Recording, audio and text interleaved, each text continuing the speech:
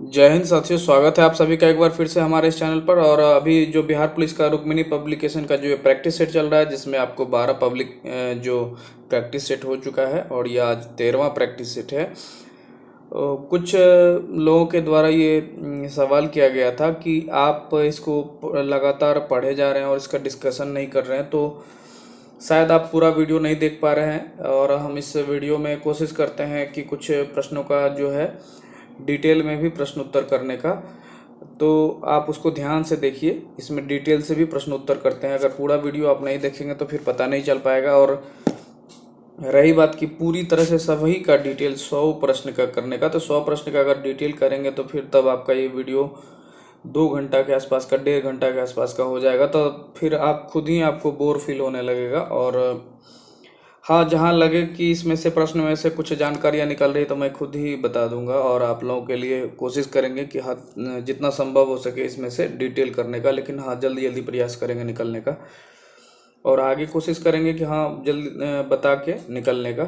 तो आज का ये प्रैक्टिस सेट शुरू करते हैं, जिसमें ये 13वां प्रैक्टिस सेट है। इसका पहला प्रश्न ये तो हिंदी का है, लेकिन हमारे कुछ भाइयों ने हिंदी और इंग्लिश दोनों का बोला था आंसर देने के लिए, तो उसका भी आंसर हम देते चलेंगे।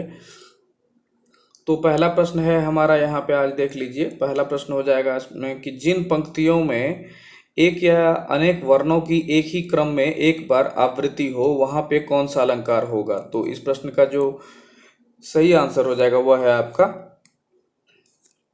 ऑप्शन डी, छेकानुप्रास अलंकार। अगला प्रश्न है, देखिए, सोना, चांदी, तांबा और लोहा में सबसे अधिक तन्य कौन होता है। ये आपका सबसे जो तन्य का बात पूछा जा रहा है कि जो बहुत ज़्यादा लंबा वगैरह होने पर भी अब जल्दी ये टूटता नहीं है, वो तन्य धातु वही है। तो इसमें जो सही आंसर है इसका वह है आपका सोना। सोना सबसे अधिक तन्य धातु होता है। और इसी तन्यता के कारण से इन पर ही अल्फा कानों के द्वारा, रदरफोर्ड के द्वारा प्रहार किया गया था। अगले प्रश्न की ओर बढ़ते हैं। अगला प्रश्न हो जाएगा हमारा, विगत दशकों में चीन की विदेश नीति का केंद्रीय मार्गदर्शक सिद्धांत कौन सा रहा है। तो है, ए है धर्म दर्शन, बी है उदार दर्शन, सी है लोकतांत्रिक दर्शन एवं डी है कम्युनिस्ट दर्शन। तो इस प्रश्न का जो सही आंसर है वह हो जाएगा आपका ऑप्शन डी, कम्युनिस्ट दर्शन। वहाँ पर वो जो कम्युनिस्ट दर्शन के हिसाब से ही वो काम करते हैं कि जो वहाँ पे लोकतंत्र की सरकार नहीं है, इस प्रकार से वो जो कम्युनिस्ट की जो सरकार होती है उस प्रकार से वे काम करते हैं कि निरंकुश टाइप से वहाँ पे करते हैं। अगले प्रश्न की ओर बढ़ते हैं। अगला प्रश्न है हमारा, निम्नलिखित में से कौन भारतीय संविधान के प्रमुख सुलेखक अर्थात कैलीग्राफर थे। तो कैलीग्राफर तो इसमें पूछा जाएगा तो ऑप्शन है ए, एल एन मुखर्जी, बी है पीवी नारायण राय ज्यादा, और सी है नंदलाल बोस एवं डी है बसंत कृष्ण वैद्य। तो इस प्रश्न का जो सही आंसर हो जाएगा वह है आपका पीवी नारायण राय ज्यादा। अगले प्रश्न की ओर बढ़ते हैं। ये जो है सुलेखक अर्थात इन्होंने इनको लिखा होगा अच्छा से। अगले प्रश्न की ओर बढ़ते हैं। निम्नलिखित में से कौन सा देश अपनी आकृति के कारण यूट कहलाता है। इसका जो है ऑप्शन है ए ईरान, बी है इटली, सी है इंडोनेशिया एवं डी है इजराइल। तो इस प्रश्न का जो सही आंसर हो जाएगा वह है आपका बी, इटली। इटली की जो आकृति के कारण से यह यूट कहलाता है। जब आप भूमध्य सागर के आसपास में जब इसे देखेंगे इटली को, तो ये इसकी जो आकृति है बिल्कुल आपको इस एक जूते की टाइप से ये आकृति ये नजर आएगा। तो यही है इटली।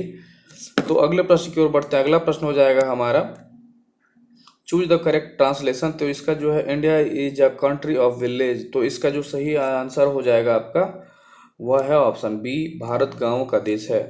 अगले प्रश्न की ओर बढ़ते हैं। ये भी आपको जो choose the correct indirect form, I said to him work hard. तो इस प्रश्न का जो सही आंसर हो जाएगा आपका वह है option B, I advise him to work hard. तो अगला फिर देखिए, चूज द बेस्ट सफिक्स इसमें पूछा जा रहा है। तो इस प्रश्न का जो सही आंसर हो जाएगा आपका वह है ऑप्शन ए, एज। अगले प्रश्न की ओर बढ़ते हैं। चूज द करेक्ट प्रीफिक्स इसमें पूछा जा रहा है। तो इस प्रश्न का जो सही आंसर हो जाएगा आपका वह है ऑप्शन बी, आरी। अगले प्रश्न की ओर बढ़ते हैं। कर चूज द करेक्ट स्पेलिंग। तो इसमें जो करेक्ट स्पेलिंग पूछ रहा है तो इसका जो सही आंसर हो जाएगा वह है ऑप्शन ए, नेसेसरी। अगला प्रश्न है हमारा, निम्नलिखित में से वे कौन से कण हैं जो परमाणु केंद्रक के चारों ओर घूमते हैं और ऋणात्मक रूप में आवेशित होते हैं? तो इस प्रश्न का जो सही जवाब हो जाएगा आपका वह है ऑप्शन ए, इलेक्ट्रॉन। इलेक्ट्रॉन हमारा किसी भी परमाणु के बाहरी कक्षा में ये चक्कर लगा रहता है, वो भी नाभिकीय जो ऊर्जा रहता है उसके प्रभाव के कारण से ये उससे मुक्त नहीं हो पाता है और ये चक्कर गुरुत्वाकर्षण के कारण से लगाते रहता है। और जब पूछा जाए कि केंद्र में कौन होता है, तो केंद्र में आपको प्रोटॉन प्लस न्यूट्रॉन होते हैं। तो जब किसी भी परमाणु में इलेक्ट्रॉन की संख्या, इलेक्ट्रॉन इक्वल टू प्रोटॉन होता है, जैसे इलेक्ट्रॉन की संख्या जितनी होगी उतनी प्रोटॉन की संख्या होती है, लेकिन न्यूट्रॉन की संख्या भिन्न हो जाती है। और उसका मास अगर पूछा जाए तो वो आपको प्रोटॉन प्लस न्यूट्रॉन की संख्या इक्वल टू उसका मास हो जाता है। अगले प्रश्न की ओर बढ़ते हैं। अगला प्रश्न हो जाएगा हमारा, निम्नलिखित में से कौन सा पदार्थ पौधे के लिए एक सूक्ष्म पोषक होता है? ऑप्शन है ए कार्बन, बी है ऑक्सीजन, सी है नाइट्रोजन एवं डी है बोरॉन। तो इस प्रश्न का जो सही आंसर हो जाएगा आपका वह है ऑप्शन डी, बोरॉन। अगले प्रश्न की ओर बढ़ते हैं। अगला प्रश्न हो जाएगा हमारा, निम्नलिखित में से कौन सी शर्करा तत्काल ऊर्जा प्रदान करती है? तो इसमें इमीडिएट एनर्जी की बात हो रही है। तो ऑप्शन है ए लैक्टोज, बी है सेलुलोज एवं सी है माल्टोज एवं डी है ग्लूकोज। तो इस प्रश्न का जो सही आंसर हो जाएगा आपका वह है ऑप्शन डी, ग्लूकोज। आप देखते होंगे अगर आपको दौड़ के समय या जो भी हो खिलाड़ी वगैरह को वो पानी थोड़ा थोड़ा सा बोतल में रख के पीते हैं, तो वही ग्लूकोज वगैरह लेने से बहुत ही जल्दी आपको एनर्जी मिल जाती है। अगले प्रश्न की ओर बढ़ते हैं। अगला प्रश्न है हमारा, निम्नलिखित में से वह पौधा कौन सा है जो बीजाणुओं के जड़ीय प्रजनन करता है? तो इस प्रश्न का ऑप्शन है ए सरसों, बी है धनिया, सी है परनाग और डी है पिट्रीनिया। इस प्रश्न का जो सही आंसर हो जाएगा वह है ऑप्शन सी, परनाग अर्थात फर्न। अगले प्रश्न की ओर बढ़ेंगे। अगला प्रश्न है, निम्नलिखित में से विटामिन सी का सर्वोत्तम स्रोत कौन सा है? ऑप्शन है ए अंडे की जर्दी, बी है मछली का यकृत तेल, सी है कोड मछली का यकृत तेल एवं डी है सिट्रिक फल। तो इस प्रश्न का जो सही आंसर हो जाएगा आपका वह है ऑप्शन डी, सिट्रिक फल। तो ये जो आपका मछली का यकृत तेल है इसमें विटामिन डी और ये जो है ये भी आपको विटामिन डी से संबंधित है। अगले प्रश्न की ओर बढ़ते हैं। अगला प्रश्न है हमारा, आकलन शब्द का विलोम क्या है? तो इस प्रश्न का जो सही आंसर हो जाएगा वो आपका वह है ऑप्शन सी, समाकलन। अगला प्रश्न देखिए, जो काल से पड़े हो इसका क्या होगा? तो इस प्रश्न का जो सही आंसर हो जाएगा वह है आपका ऑप्शन डी, कालातीता। अगला प्रश्न है, भारत है भावना दाह जग जीवन का हरने की, यह पंक्ति किन की है? तो इस प्रश्न का जो सही आंसर हो जाएगा आपका वह है ऑप्शन ए, दिनकर। अगले प्रश्न की ओर बढ़ेंगे। अगला प्रश्न है, सुमित्रा नंदन पंत का देहांत कब हुआ था? तो इस प्रश्न का जो सही आंसर हो जाएगा आपका वह है ऑप्शन सी, 1970। इनकी पुस्तक हालांकि कुछ इनकी जो बहुत फेमस पुस्तक सब रही है उनके बारे में हम आपको एक बहुत ही जल्द जो शॉर्ट्स में है, जैसे जो भी राइटर रहे हैं उनकी एक शॉर्ट्स में सीरीज जारी कर देंगे जिसमें आपको सारे बुक जो भी लिखे हुए हैं इनके और इनके जो भी समकक्ष रहे हैं उस समय में उनके बारे में हम शॉर्ट्स में बहुत ही जल्दी जिक्र करने वाले हैं। अगले प्रश्न की ओर बढ़ते हैं। कविता कौमुदी के कवि कौन हैं? तो इस प्रश्न का जो है सही आंसर हो जाएगा आपका वह है ऑप्शन डी, राम नरेश त्रिपाठी। अगले प्रश्न की ओर बढ़ते हैं। किसी पिंड के वेग के समय का ग्राफ जो है सरल रेखा में आता है तथा मूल बिंदु से गुजरते हुए एक्स अक्ष को छूता है तो पिंड गतिशील है।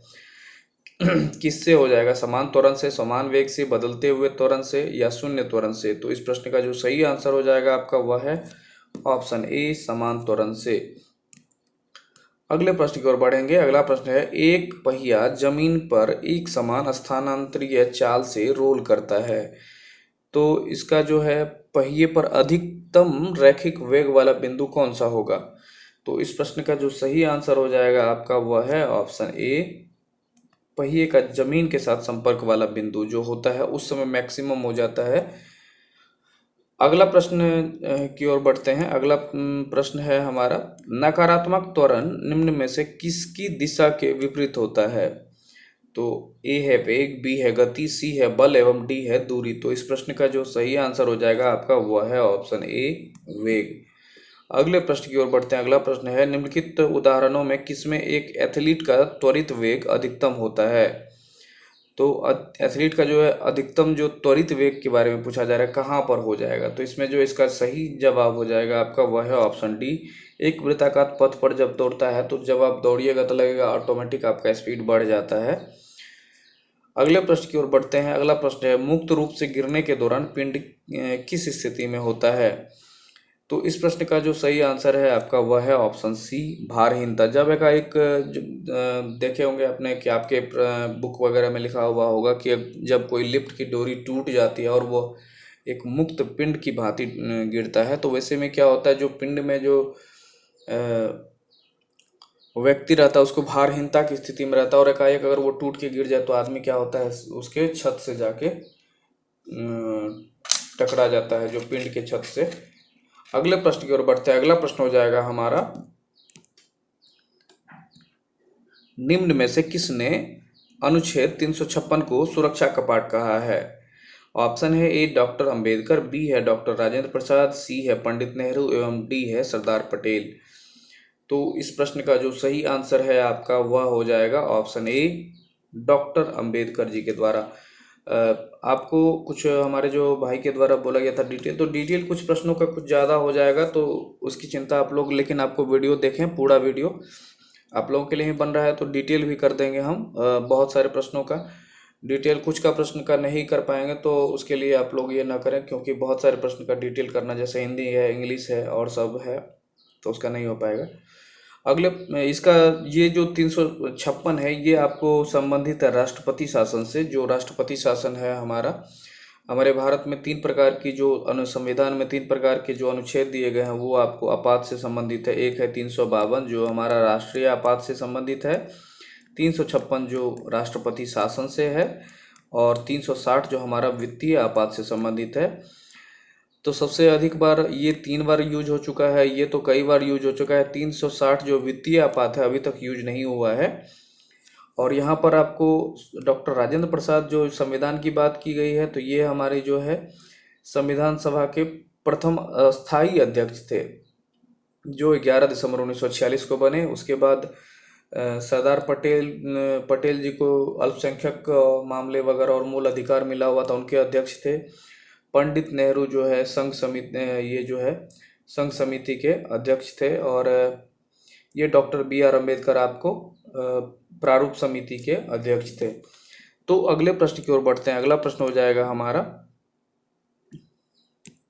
धारा रेखीय प्रवाह किस प्रकार के द्रवों के लिए समान रूप से अधिक होता है? तो इस प्रश्न का जो सही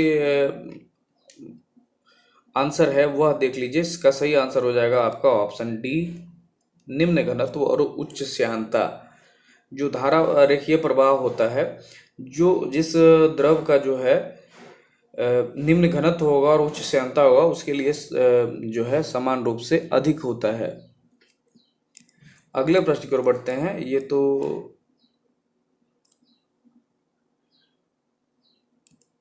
डेंसिटी के बारे में पूछ रहा है कि एक लकड़ी का गुटका 2/3 जल में डूब कर तैर रहा है, इसका अपेक्षित घनत्व क्या है?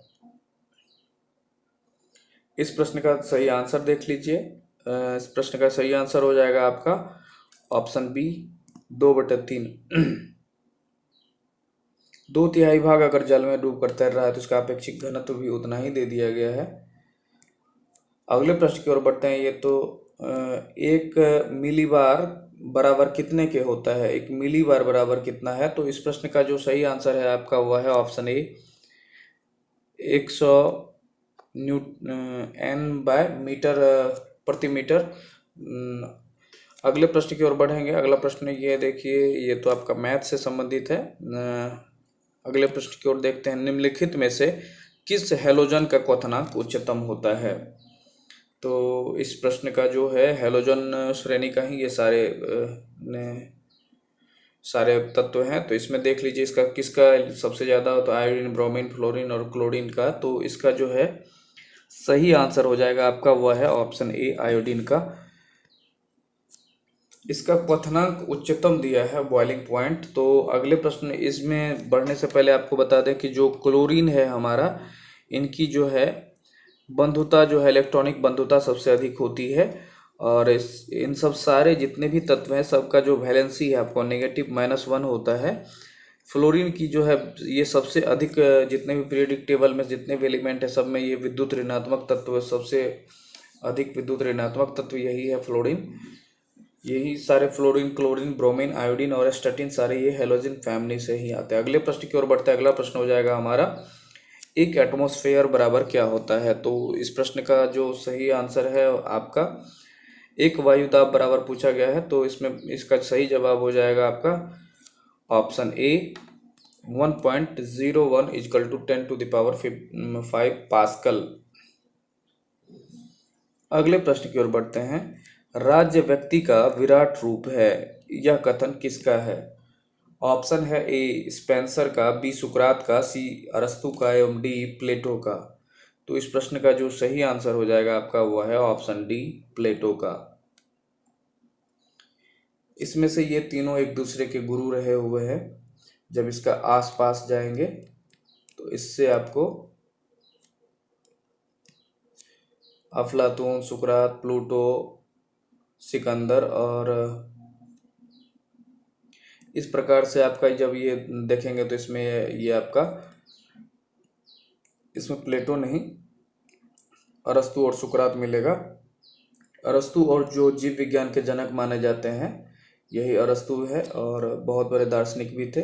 अगले प्रश्न की ओर बढ़ जाते हैं। अगला प्रश्न है हमारा, यदि वायु प्रतिरोध को नगण्य माने तो मुक्त रूप से गिरते हुए पिंड की स्थितिज ऊर्जा और गतिज ऊर्जा का योग क्या होगा। तो इस प्रश्न का जो सही आंसर हो जाएगा आपका वह है ऑप्शन डी, स्थिर रहेगा। क्योंकि जब यहाँ पे वायु है ही नहीं तो यहाँ पे घर्षण और प्रतिरोध की बात नहीं होगी, नगण्य माना गया है। माई एक्सपेरिमेंट विथ ट्रूथ निम्नलिखित में से किस व्यक्तित्व के जीवन पर लिखा गया है। व्यक्तित्व जीवन पर लिखा गया है। तो इस प्रश्न का जो ऑप्शन है, ए है महात्मा गांधी, बी है अमर्त्य सेन, सी है जवाहरलाल नेहरू एवं डी है APJ अब्दुल कलाम। तो इस प्रश्न का जो सही आंसर है आपका वह है ऑप्शन ए, महात्मा गांधी। महात्मा गांधी जी की और भी अन्य पुस्तकें हैं, अभी वो जिक्र करेंगे इसमें आपको, जब एक अभी बहुत ही जल्दी शॉर्ट्स आ जाएगा आपको इस पे। इनकी पुस्तकें Hind Swaraj, my experiment with truth, सत्य के प्रयोग, बहुत सारे बुक हैं। अमर्त्य सेन की जो पुस्तक है अर्थशास्त्र, ये बहुत ही महत्वपूर्ण पुस्तक है जिस पर इनको नोबेल पुरस्कार भी मिला है कल्याणकारी राज्य के लिए। और जवाहरलाल नेहरू की कुछ पुस्तक है, glimpses of world histories, discovery of India. और डॉक्टर APJ अब्दुल कलाम तो बहुत ही महत्वपूर्ण है, इनकी पुस्तक है विजन 2020, अग्नि की उड़ान, इग्नाइटेड माइंड्स। और इन्हीं को मिसाइल मैन भी हम भारत में कहते थे, जो हमारे भारत के राष्ट्रपति रहे हैं। अगले प्रश्न की ओर बढ़ते हैं। अगला प्रश्न है हमारा, भोजन के पाचन की प्रक्रिया के दौरान होने वाले ऊर्जा परिवर्तन के प्रकार को बताएं। तो जब भोजन के पाचन की प्रक्रिया के दौरान जो ऊर्जा का परिवर्तन किससे किसमें होता है इसके बारे में पूछा जा रहा है। तो इस प्रश्न का जो सही आंसर हो जाएगा आपका वह है ऑप्शन बी, रासायनिक ऊर्जा को उष्मा ऊर्जा में परिवर्तित करते हैं हम लोग। अगले प्रश्न की ओर बढ़ते हैं। अगला प्रश्न हो जाएगा हमारा, ये मैथ से संबंधित है। अगला प्रश्न है हमारा, निम्नलिखित में से कौन अर्धधातु नहीं है। सिलिकॉन, बोरॉन, क्लोरीन और आर्सेनिक। तो इसमें से आपका सही आंसर हो जाएगा आपका ऑप्शन सी, क्लोरीन। क्लोरीन ये हेलोजन फैमिली का तत्व है। बाद में कि आर्सेनिक, बोरोन और सिलिकॉन इन लोगों का जो सेमीकंडक्टर में यूज कर लिया जाता है। तो अगले प्रश्न की ओर बढ़ते हैं। आर्सेनिक की अधिकता से हम देखिएगा, कभी पानी में जब आर्सेनिक की ज़्यादा मात्रा हो जाती है तो त्वचा कैंसर बढ़ने का खतरा हो जाता है। अगले प्रश्न की ओर बढ़ते हैं। रदरफोर्ड परमाणु मॉडल में अल्फा कण डैश पर प्रभावित किए जाते हैं। तो इस प्रश्न का जो ऑप्शन है, ए है चांदी, बी है एल्यूमिनियम, सी है स्वर्ण एवं डी है टाइटेनियम। तो इस प्रश्न का जो सही आंसर हो जाएगा आपका वह है ऑप्शन सी। अभी थोड़ा शुरुआत में हमने बताया था कि सबसे अधिक तन्य धातु क्या है, तो रदरफोर्ड जी के द्वारा इसी पर अपना प्रयोग किया गया था, जिससे ये पता चला था किसी भी एलिमेंट के केंद्र में नाभिकीय ऊर्जा है, जहाँ से जब इन्होंने अल्फा कणों का प्रहार किया था तो सारी जो कण थे वो तो वापस नहीं आ पा रहा था, छेद करके निकल जा रहा था, लेकिन जो किसी भी पार्ट्स के जो सेंटर में होता था वहाँ से वो रिटर्न होके वापस आ जा रहा था। तो ये उससे इन्होंने ये पता लगाया कि किसी भी एलिमेंट का जो सेंटर ऑफ मास उसके नाभिक में रहता है। तो अगले प्रश्न की ओर बढ़ते हैं। अगला प्रश्न है हमारा, किसी पौधे के वनस्पतिक भाग डैश होते हैं। तो इसमें वनस्पतिक भाग पूछा जा रहा है, तो इस प्रश्न का जो सही आंसर हो जाएगा वह है ऑप्शन है जड़, तने और पत्तियां। अगले प्रश्न की ओर बढ़ते हैं। अगला प्रश्न हो जाएगा हमारा, निम्नलिखित में से कौन सा देश फुटबॉल विश्व कप 2026 की मेजबानी करेगा। तो इस प्रश्न का जो सही आंसर हो जाएगा आपका वह है ऑप्शन डी, अमेरिका। अगले प्रश्न की ओर बढ़ेंगे। अगला प्रश्न है, ये सब तो मैथ का सवाल है, अगले प्रश्न की ओर देखते हैं।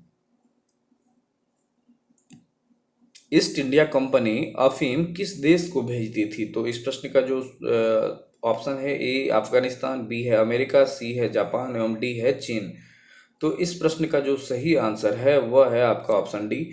आपको मालूम भी होगा कि अफीम का युद्ध हुआ था। अफीम का युद्ध इसलिए हुआ था, वहाँ के लोगों को अफीम भेजकर बहुत सारे लोग को एडिक्ट बना दिया गया था, तो जिसके कारण से बाद में वहाँ का जो सुधारवादियों के द्वारा ये विद्रोह किया गया था और ये उनका युद्ध हुआ था। द्वितीय महायुद्ध, अगला प्रश्न देखिए, द्वितीय महायुद्ध के बाद आर्थिक दुष्प्रभावों को समाप्त करने के लिए यूरोप में किस संस्था का उदय हुआ था। ऑप्शन है ए यूरोपियन आर्थिक समुदाय, बी है G77, सी है ओपेक एवं डी है सार्क। तो इस प्रश्न का जो सही आंसर है वह है ऑप्शन ए यूरोपीय इकोनॉमिक फोरम का ये कम्युनिटी का हुआ था, जिसमें कि आपको द्वितीय विश्व युद्ध आपको 1939 से 45 तक रहा है। उसके बाद जो है दुष्प्रभावों को समाप्त करने के लिए किया गया था, ताकि एक दूसरे से लोग पहले होता था कि आप किसी को बहुत ज़्यादा नीचे दिखा के और उनके साथ में कोऑर्डिनेशन नहीं रहता था, जिसके कारण से इसमें ये द्वितीय महायुद्ध के बाद, इसी महायुद्ध के बाद जो है द्वितीय विश्व युद्ध के बाद आपको 24 अक्टूबर 1945 को यूएनओ की स्थापना होती है, जो हमारा संयुक्त राष्ट्र संघ है। अगले प्रश्न की ओर बढ़ जाते हैं। अगला प्रश्न है हमारा, यूरोप में कागज बनाने वाला पहला कारखाना कहाँ खोला गया। ऑप्शन है ए इंग्लैंड में, बी रूस में, सी जर्मनी में एवं डी इटली में। तो इस प्रश्न का जो सही आंसर हो जाएगा वह है ऑप्शन सी, जर्मनी में। अगले प्रश्न की ओर बढ़ते हैं। अगला प्रश्न है हमारा, डचों ने भारत में अपनी पहली व्यापारिक कोठी कहाँ स्थापित की थी। तो इस प्रश्न का जो सही आंसर हो जाएगा आपका वो है ऑप्शन बी, मुसलीपट्टनम में। तो डच और ये सब जो है सभी के द्वारा कहीं ना कहीं अपना कोठी खोला गया था, जैसे अंग्रेज के द्वारा सूरत में खोला गया, इसी प्रकार डचों के द्वारा भी अपनी कोठी मुसलीपट्टनम में खोली गई थी। तो अगले प्रश्न की ओर बढ़ते हैं। पहला टेलीग्राफ लाइन लॉर्ड डलहौजी द्वारा 1853 में किसके बीच शुरू की गई थी। तो इस प्रश्न का जो सही आंसर हो जाएगा आपका वह है ऑप्शन डी, कलकत्ता और आगरा के बीच में। उन्हीं के काल में आपको मुंबई से थाने के बीच में रेलवे, जो पहली बार जो भारत की रेलवे है वो चली थी। पहली बार जो भारत की रेलवे चली है तो इन्हीं के काल में चली, मुंबई से थाने के बीच में 1853 में ही। अगले प्रश्न की ओर बढ़ते हैं। डॉक्ट्रिन ऑफ लैप्स के प्रतिपादक थे। ऑप्शन है ए कॉर्नवालिस, बी है रॉबर्ट क्लाइव, सी है लॉर्ड हास्टिंग्स एवं डी है डलहौजी। तो इस प्रश्न का जो सही आंसर है वह है ऑप्शन डी। यहाँ पर डॉक्ट्रिन ऑफ लैप्स या फिर कहीं कहीं हिंदी में रहता है, अगर आप इसको हिंदी में पूछे तो आप वहाँ आंसर दे देंगे, बहुत सारे लोग कंफ्यूज कर जाएंगे कि इसका आंसर क्या होगा। इसी को राज्य हड़प नीति भी कहते हैं। राज्य हड़प नीति का जो प्रतिपादक है लॉर्ड डलहौजी के द्वारा किया गया था। इनके द्वारा बहुत सारे राज्यों को छीन कर किसी को कुशासन का आरोप लगाकर, जैसे अवध को कुशासन का आरोप लगाकर, किसी में उत्तराधिकारी का आरोप लगाकर कि आपका कोई उत्तराधिकारी नहीं है, और इस प्रकार से सभी राज्यों को छीन छीन कर ये अपने अंग्रेजी राज्य में मिलाते गए। जिसके परिणाम स्वरूप आपको 1857 की क्रांति लॉर्ड कैनिंग के समय में देखी जाती है, इसके ठीक नेक्स्ट बाद जो हमारे यहाँ शासन करने में गवर्नर रहे अर्थात तो वायसराय बने, भारत के पहले वायसराय लॉर्ड कैनिंग ही बने, जो कि वायसराय का पद जो है ब्रिटेन के महारानी के अधीन माना जाता है, इसीलिए उनको गवर्नर जनरल का पद समाप्त करके इनको वायसराय बना दिया गया। तो उन्हीं के समय में जो हमारा प्रथम सिपाही विद्रोह हुआ था। अगले प्रश्न की ओर बढ़ते हैं। अगला प्रश्न हो जाएगा हमारा, राजा खारवेल का नाम जुड़ा है किस चीज से? तो राजा खारवेल का नाम है ए गिरनार के स्तंभ लेक से, बी है जूनागढ़ स्तंभ लेक से, सी है हाथी गुम्फा लेक से एवं डी है सारनाथ लेक के साथ। तो इस प्रश्न का जो आपका सही आंसर हो जाएगा आपका वह है ऑप्शन सी, हाथी गुम्फा अभिलेख से। राजा खारवेल का ये जो अभिलेख है आपको हाथी गुम्फा अभिलेख, ये आपको कलिंग से राज्य जो वर्तमान का उड़ीसा है उससे संबंधित है। अगले प्रश्न, ये जो आपका जो उड़ीसा के जो राजा खारवेल है उस समय से जब आपका ये युद्ध उस समय में हुआ था, तो जो यहाँ का अभिलेख है उससे आपको वहाँ पे अशोक के बारे में भी कुछ जानकारी, हालांकि अशोक के बारे में तो वहाँ पे जानकारी नहीं मिलेगी कि क्या हुआ था, लेकिन वहाँ के जो राज्य के कल्याण के लिए क्या क्या काम किए गए थे वहाँ के राजाओं के द्वारा। पहली बार जो हाथी गुम्फा अभिलेख में ही बहुत सारे चीज़ों का वहाँ पे वर्णन मिलेगा कि वहाँ के राजाओं के द्वारा वहाँ के कल्याणकारी कार्य क्या किए गए थे, तो जब उसमें ये डिटेल दिया गया है। अगले प्रश्न की ओर बढ़ते हैं। अगला प्रश्न हो जाएगा हमारा, लोनार झील कहाँ स्थित है? तो आज का ये वीडियो चूँकि आप लोगों के द्वारा ही बोला गया है कि थोड़ा सा डिटेल में बताएं, तो अगर ये वीडियो लंबा हो रहा है तो आप ही लोग का काम भी है कि ये पूरा वीडियो देखें। हमारा प्रयास रहेगा कि कोशिश करेंगे जो भी हो वो आपको थोड़ा सा डिटेल में, अगर कहीं लगे तो स्पीड बढ़ना है तो वो बढ़ जाएंगे। लोनार झील के बारे में पूछा जा रहा है, तो लोनार झील कहाँ स्थित है? ए है राजस्थान, बी है मध्य प्रदेश, सी है महाराष्ट्र एवं डी है कर्नाटक में। तो इस प्रश्न का जो सही आंसर हो जाएगा आपका वह है ऑप्शन सी, महाराष्ट्र में। तो इस प्रश्न का ऑप्शन जो आंसर जो ये है, लोनार झील ये जो है क्रेटर निर्मित झील है। जब लोनार झील जो है आपका कभी कभी न्यूज में ये आता है कि ये इसका जो है रंग आपको गुलाबी कलर का हो जाता है, तो ये एक उस कारण से भी एक यूनिक झील है। और झील में ये क्रेटर निर्मित झील वह झील होती है जैसे कहीं पर ज्वालामुखी का उद्गम हुआ या फिर किसी पिंड के कारण से वहाँ पर कहीं कोई पिंड गिरा है, आकाशीय पिंड, और जिसके कारण से वहाँ पे झील का निर्माण हो जाता है। ये तो क्रेटर निर्मित नहीं है, माफ़ कीजिएगा, ये क्रेटर निर्मित नहीं है, ये पिंड के द्वारा वहाँ पे गिरा हुआ जो जैसे कोई आकाशीय पिंड गिरा और वहाँ पे झील का निर्माण हो जाता है तो वो झील है। और क्रेटर निर्मित झील वह झील होती है जैसे कि कोई ज्वालामुखी का जैसे यहाँ पे उद्गम हुआ है, जैसे मान के चलिए ज्वालामुखी ऐसे फूटा और ये जो भाग है, अब ये जो ऊपर में जो भाग है जिससे निकला और वो धीरे धीरे जब बंद हो जाता है, और जब वो ज्वालामुखी निकलना बंद हो जाता है और इस भाग में जब पानी आ जाता है तो ये क्रेटर निर्मित, अर्थात इसको क्रेटर कहते हैं, क्रेटर निर्मित झील हो जाता है। तो इस प्रकार से ये लोनार झील का आंसर हो जाएगा महाराष्ट्र में। अगले प्रश्न की ओर बढ़ते हैं। जाड़े में किस दिशा से चक्रवात आकर भारत में वर्षा करते हैं? तो इस प्रश्न का ऑप्शन देख लीजिए, उत्तर पूर्व, बी उत्तर पश्चिम, सी दक्षिण पूर्व एवं डी है दक्षिण पश्चिम से। तो इस प्रश्न का जो सही आंसर हो जाएगा आपका वह है ऑप्शन ए, उत्तर पूर्व से। जो जाड़े में जो है किस दिशा से चक्रवात आता है जो भारत में वर्षा करते हैं? हालांकि इसमें आप लोग एक बार देख लेंगे, क्योंकि जैसा हमको लग रहा है कि इसका आंसर होना चाहिए आपको उत्तर पश्चिम होना चाहिए, क्योंकि उत्तर पश्चिम इसलिए कि जब आपका ये भारत का जो ये मैप होता है तो उसमें जब आप देखेंगे जो जाड़े के दिनों में वर्षा होती है, अगर यहाँ पे वर्षा की बात, चक्रवात की बात पूछी जा रही है, तो जो भूमध्य सागर से हमारा यहाँ जो भूमध्य सागर है वहाँ से जाड़े के दिनों में जो जेट स्ट्रीम की धाराएं चलती है वो आके पंजाब के भागों वगैरह में वर्षा कराती है शीत ऋतु में। तो किस दिशा से चक्रवात, तो ये उत्तर और पश्चिम हो जाना चाहिए, लेकिन यहाँ पे अगर उत्तर पूर्व पूछा जा रहा है तो ये आपको दो चीज़ स्पष्ट रहना चाहिए कि अगर आपको शीत ऋतु में अगर वर्षा का कारण पूछा जाए तो वो उत्तर पश्चिम की ओर से जो भूमध्य सागर से जो वर्षा जो आती है चक्रवात के कारण से जो वर्षा होती है उसी के कारण से होती है। और जब हमारा लौटती मानसून के कारण से, जब मानसून हमारा ग्रीष्म काल में जब आपको जून के समय में यहाँ से दक्षिण पश्चिम की दिशा से मानसून अभी आती है तो तमिलनाडु के क्षेत्र पर वर्षा तो नहीं होती, ये पूरे भाग में वर्षा कराती है, और जब ये वापस होती है तो तमिलनाडु के क्षेत्र में अक्टूबर नवंबर के समय में बारिश कराती है। तो यहाँ बारिश की बात नहीं हो रही, तो इस हिसाब से ये प्रश्न, इसका जो है आंसर तो आपको ये होना चाहिए था, वो उत्तर पश्चिम। इसको एक बार आप लोग चेक कर लीजिएगा। अगले प्रश्न की ओर बढ़ते हैं और चेक करके आप लोग आंसर इसमें कमेंट बॉक्स में बताइएगा। तो आप अगले प्रश्न की ओर बढ़ते हैं। वायुमंडल में उपस्थित कौन सी गैस पराबैंगनी किरणों को अवशोषित करती है? ए है मीथेन, बी है नाइट्रोजन, सी है ओजोन एवं डी है हीलियम। तो इस प्रश्न का जो सही आंसर हो जाएगा आपका वह है ऑप्शन सी ओजोन।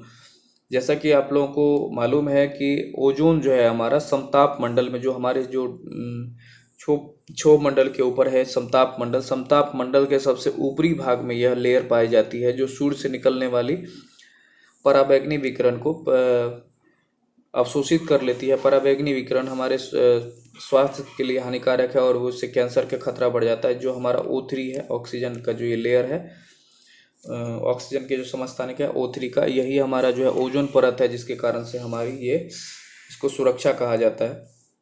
अगले प्रश्न की ओर बढ़ते हैं। भारतीय रेलवे का डीजल इंजन लोकोमोटिव वर्क्स निम्नलिखित में से किस शहर में स्थित है? ऑप्शन है ए मुंबई में, बी बेंगलुरु में, सी बनारस में, एम डी हैदराबाद में। तो इस प्रश्न का जो सही आंसर हो जाएगा वह है आपका ऑप्शन सी बनारस में। अगले प्रश्न की ओर बढ़ते हैं। ब्रह्मपुत्र नदी निम्नलिखित में से किस हिमनद से निकलती है? तो इसका कहाँ से उद्गम स्थान पूछा जा रहा है। ए सियाचिन है, या बी गंगोत्री है, सी यमुनोत्री है, डी चेमायुंगडुंग। तो इस प्रश्न का जो सही आंसर हो जाएगा आपका वह है ऑप्शन डी चेमायुंगडुंग। गंगोत्री से गंगा निकलती है, यमुनोत्री से यमुना निकलती है, और सियाचिन ग्लेशियर जो हमारा भारत में सबसे ऊंचा जो है ऊंचाई वाला स्थान हो जाता है, जो भारत का अंतिम छोर है। अगला प्रश्न देखिए, यहाँ पूछा जा रहा है क्षोभ मंडल की सघनता कब बढ़ जाती है? तो इस प्रश्न का जो सही आंसर हो जाएगा आपका वह है ऑप्शन बी शीत ऋतु में। अगले प्रश्न की ओर बढ़ते हैं। भारत में कॉफ़ी का अधिकतम उत्पादन करने वाला राज्य का नाम बताइए। तो इसका जो कॉफ़ी का है सबसे अधिक उत्पादन करने वाला राज्य, तो इसका सही आंसर हो जाएगा आपका ऑप्शन सी। अगर विश्व स्तर पे पूछा जाए कि विश्व स्तर पे सबसे अधिक कॉफ़ी उत्पादक देश, तो आपको हो जाएगा ब्राज़ील। अगले प्रश्न की ओर बढ़ते हैं। अगला प्रश्न हो जाएगा हमारा, सुंदरवन क्षेत्र में कौन सा मिट्टी सबसे अधिक पाई जाती है?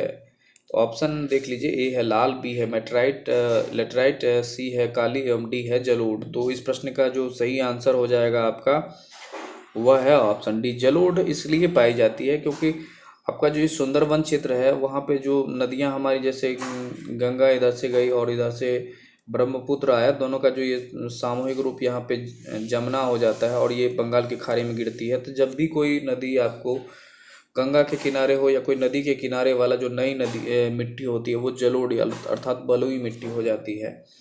अगले प्रश्न की ओर बढ़ते हैं। निम्नलिखित में से किसका नाम वैज्ञानिक प्रबंधन सिद्धांत के साथ जुड़ा हुआ है? तो इसमें से किस वैज्ञानिक का जो नाम है प्रबंधन सिद्धांत के साथ जुड़ा हुआ है? तो इस प्रश्न का जो सही आंसर हो जाएगा आपका वह है ऑप्शन सी फ्रेडरिक टेलर। अगले प्रश्न की ओर बढ़ते हैं। अगला प्रश्न हो जाएगा हमारा, ग्रैंड ट्रंक रोड किस नाम से जाना जाता है? जीटी रोड का नाम पूछा जा रहा है, जिसकी मरम्मत शेरशाह सूरी के द्वारा करवाई गई थी अपने शासनकाल में।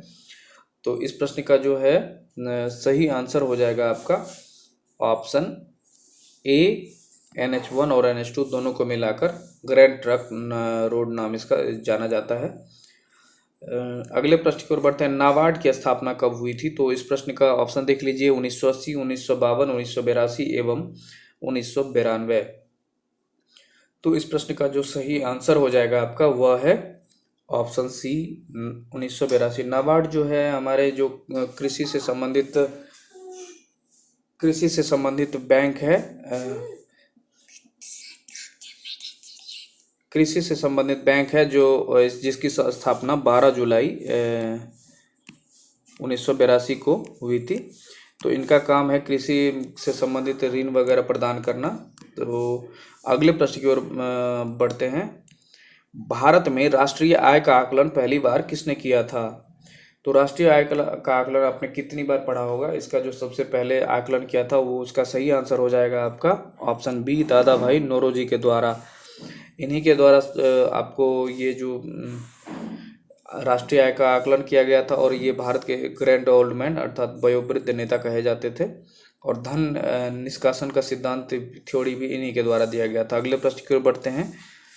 भारत में राष्ट्रीय आय की गणना किसके द्वारा की जाती है? इसका जो है राष्ट्रीय आय का गणना का पूछा जा रहा है, तो इसमें इसका सही आंसर हो जाएगा आपका ऑप्शन बी, राष्ट्रीय सांख्यिकी कार्यालय के द्वारा। अगले प्रश्न की ओर बढ़ते हैं। मुद्रा का प्राचीनतम रूप क्या है? धातु मुद्रा, सिक्के, वस्तु मुद्रा और पत्र मुद्रा। तो इस प्रश्न का जो सही आंसर हो जाएगा आपका वह है ऑप्शन सी, वस्तु मुद्रा। वस्तु विनिमय दर पहले जो बहुत प्राचीनतम रूप था, उसमें वस्तु एक सामान देकर दूसरे सामान को परचेज करना वस्तु मुद्रा, इसका विनिमय दर था। संयुक्त राष्ट्र, अगला प्रश्न है, संयुक्त राष्ट्र जल सम्मेलन 2023 कहाँ आयोजित हुए थे? तो इस प्रश्न का जो सही आंसर है, ये करंट का है, ये संयुक्त राष्ट्र जल सम्मेलन 2023 का आयोजन कहाँ हुआ है? तो इस प्रश्न का जो सही आंसर हो जाएगा आपका वह है ऑप्शन ए, न्यूयॉर्क में हुआ था। अगले प्रश्न की ओर बढ़ते हैं। अगला प्रश्न है, निम्नलिखित में से कौन सी एक संवैधानिक संस्था नहीं है? तो इसमें से जो है इसका सही आंसर हो जाएगा आपका ऑप्शन सी, मानवाधिकार आयोग। यह विधि के द्वारा निर्माण किया गया है, ये संवैधानिक आयोग नहीं है। अगला प्रश्न है, जिस प्लास्टिक पॉलीमर से कंघे, खिलौने, कटोरे आदि बनाए जाते हैं उसका क्या नाम है? तो इस प्रश्न का जो सही आंसर हो जाएगा आपका वह है ऑप्शन बी, पॉलीस्टायरीन। अगले प्रश्न की ओर बढ़ते हैं। अगला प्रश्न है हमारा, निम्नलिखित में से वह कौन सी गैस है जिसे एक्वालंग्स में गोताखोरों द्वारा सांस लेने के लिए ऑक्सीजन में मिलाया जाता है? ए है मीथेन, बी है नाइट्रोजन, सी हीलियम एवं डी है हाइड्रोजन। तो इस प्रश्न का जो सही जवाब है आपका वह हो जाएगा ऑप्शन सी, हीलियम। इसी में नहीं, जब आपका रोगी होता है उसमें भी थोड़ी मात्रा में ये मिलाया जाता है, जो रोगी का जो सांस के लिए मिलाया जाता है, और हीलियम की मात्रा। अगले प्रश्न की ओर बढ़ते हैं। संस्कृति के 4 अध्याय पुस्तक के लेखक कौन हैं? तो इस प्रश्न का जो सही आंसर हो जाएगा आपका वह है ऑप्शन ए, दिनकर, रामधारी सिंह दिनकर जी के द्वारा ये पुस्तक लिखी गई है। अगले प्रश्न की ओर बढ़ते हैं। पंत की काव्य संग्रह उच्छ्वास कब प्रकाशित हुआ था? तो इस प्रश्न का सही आंसर देखिए, इसका सही आंसर हो जाएगा आपका ऑप्शन बी, 1920 में। अगले प्रश्न की ओर बढ़ते हैं। सुमित्रा नंदन पंत को चिदम्बरा के लिए कौन सा पुरस्कार दिया गया था? तो ऑप्शन है ए, साहित्य अकादमी, बी है ज्ञानपीठ, सी है राष्ट्रकवि एवं डी है नोबेल पुरस्कार। तो इस प्रश्न का जो सही आंसर हो जाएगा आपका वह है ऑप्शन बी, ज्ञानपीठ पुरस्कार मिला था। नोबेल पुरस्कार आपको भारत में पाने वाले जो व्यक्ति हैं आपको उसमें सबसे पहले हो जाएंगे रविन्द्रनाथ टैगोर को गीतांजलि के लिए मिला था। अगले प्रश्न की ओर बढ़ते हैं। मैं हिते में प्रयुक्त संधि का नाम बताएं। तो इस प्रश्न का जो सही आंसर हो जाएगा वह है आपका ऑप्शन डी, गुण संधि। अगला प्रश्न देखिए, अत्याचार का संधि विच्छेद क्या होगा? तो इस प्रश्न का सही जवाब हो जाएगा आपका ऑप्शन बी, अतिजोर आचार। अगले प्रश्न की ओर बढ़ते हैं। निम्न हमारे शरीर में कौन सी सबसे बड़ी ग्रंथि हो सकती है? तो इस प्रश्न का सही आंसर हो जाएगा आपको ऑप्शन सी, यकृत। यकृत हमारा सबसे बड़ी ग्रंथि है। अगला प्रश्न है, गर्म पानी जिसमें अधिक मात्रा में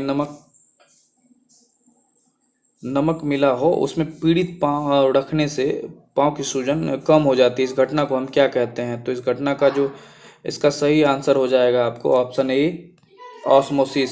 अगले प्रश्न की ओर बढ़ते हैं। अमोनियम सल्फेट उर्वरक का प्रयोग बार बार एक ही भूमि में करने से क्या हो जाएगा? तो इस प्रश्न का जो देख लीजिए, आंसर देख लीजिए, क्या प्रभाव इसका हो सकता है? इस प्रश्न का सही जवाब हो जाएगा ऑप्शन बी, अम्लीय हो जाती है।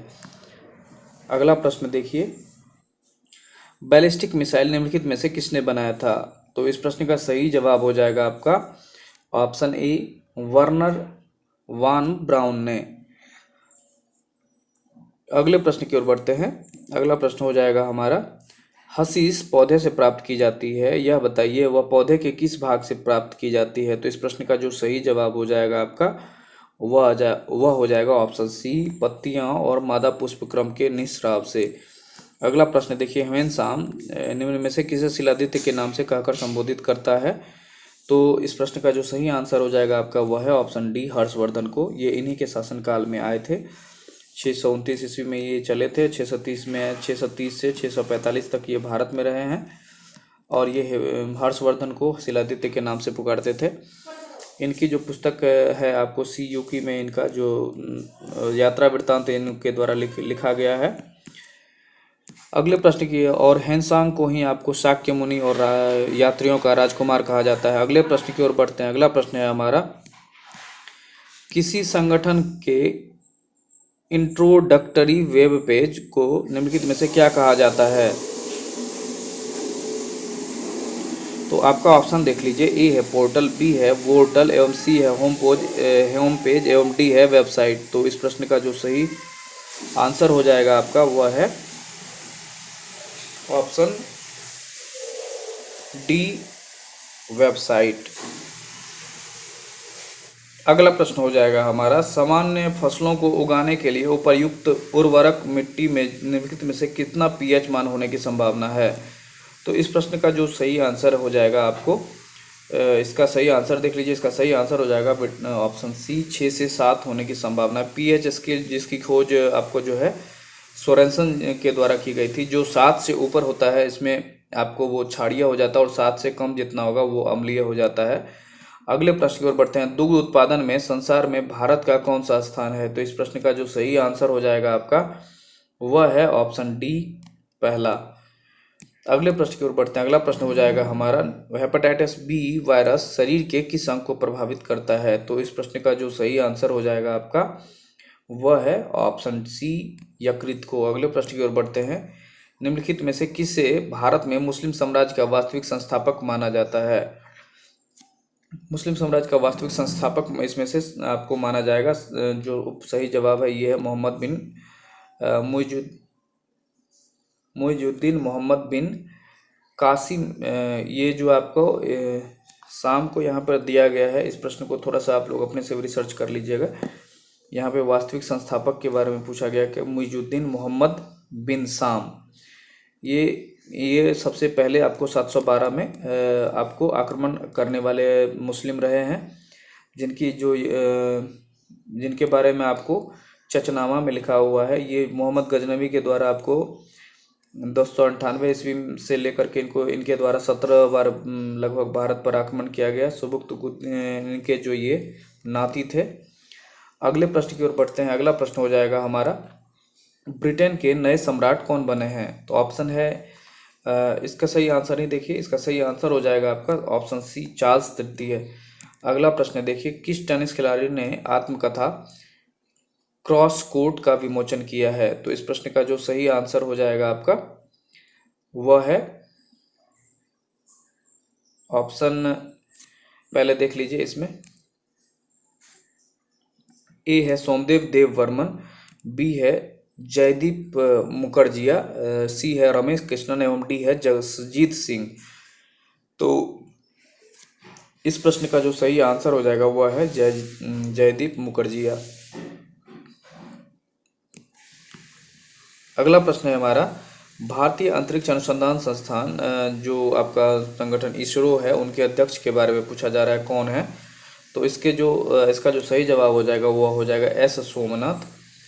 अगले प्रश्न की ओर बढ़ते हैं। अगला प्रश्न है हमारा, ये इसरो के बारे में पूछा जा रहा है, तो इसके बारे में जानकारी रखिए कि ये भारत का जो अंतरिक्ष अनुसंधान संस्थान है, इसकी स्थापना आपको 15 अगस्त 1969 को होती है। अगला प्रश्न की ओर बढ़ेंगे। अगला प्रश्न है हमारा, निम्नलिखित में से कौन सा गांव को देश का पहला सौर ग्राम घोषित किया गया है? तो इस प्रश्न का जो सही आंसर हो जाएगा आपका वह है ऑप्शन बी, मोढेरा को। अगला प्रश्न ये इंग्लिश से है, देखिए इसका है, choose the most appropriate meaning of the given idioms couch potato. तो इसका जो सही आंसर हो जाएगा आपको सही आंसर होगा आपको इस प्रश्न का, a person who watch too much television. तो अगले प्रश्न की ओर बढ़ते हैं, ही डाइड डैश कैंसर। तो इस प्रश्न का सही आंसर हो जाएगा, इसमें फिल इन द ब्लैंक्स का दिया गया है। तो इस प्रश्न का जो सही आंसर हो जाएगा वह है विटामिन ये है ऑप्शन सी ऑफ। ये अगला आप देख लीजिए, इसमें है कि 3 person were witness that dash event का। तो इस प्रश्न का जो सही आंसर हो जाएगा, तो सही आंसर होगा आपका option A 2। Choose the most suitable translation, इसका सही ट्रांसलेशन पूछा जा रहा है, तो आप वहाँ कितनी देर रहेंगे। तो इस प्रश्न का जो सही आंसर है वह है B, how long will you stay there. तो इस प्रश्न का सही जवाब वही हो जाएगा। अगला जो हमारा आज का आखिरी प्रश्न है, इस प्रश्न का सही जवाब देख लेते हैं। Choose the correct passive form someone stole my watch. तो इसका जो सही जवाब हो जाएगा वह है option A, my watch by was stolen. तो इस प्रकार से आज का भी ये प्रैक्टिस सेट समाप्त हुआ है, और आप लोगों से अनुरोध है कि आप लोग के द्वारा बोला गया कि हाँ ठीक है इसको डिस्कस में कीजिए, तो डिस्कस पूरा विस्तार से किया जाएगा। लेकिन आप लोगों का भी काम है कि इसको पूरा डिटेल में आप पढ़ें, और कुछ अपने से भी सर्च करने का प्रयास करें। अगर कुछ उसमें आपको जानकारी लगे कि ये त्रुटि है, तो वो आप कमेंट बॉक्स में इसका सही जवाब दें, या फिर लगे कि कोई चीज़ का आंसर देना है तो उसको डिटेल में आप उसको किसी भी प्रश्न का आप विस्तार से, अगर जो आप जानते हैं तो विस्तार से आप हमारे कमेंट बॉक्स में ही दे दीजिए, ताकि दूसरे बच्चे देख लें, और हम भी आपके मैसेज को देखते हैं, तो उसमें आप ये पता चलेगा कि आपके अंदर जो भी है वो लिखने की क्षमता भी है। इसी में आप डाल दें कमेंट बॉक्स में। तो अगर किसी भी प्रश्न का आप डिटेल आंसर डालना चाहते हैं तो वो आप इसी कमेंट बॉक्स में दे दीजिए। इसी प्रकार से मिलेंगे एक नई वीडियो में, तब तक के लिए जय हिंद।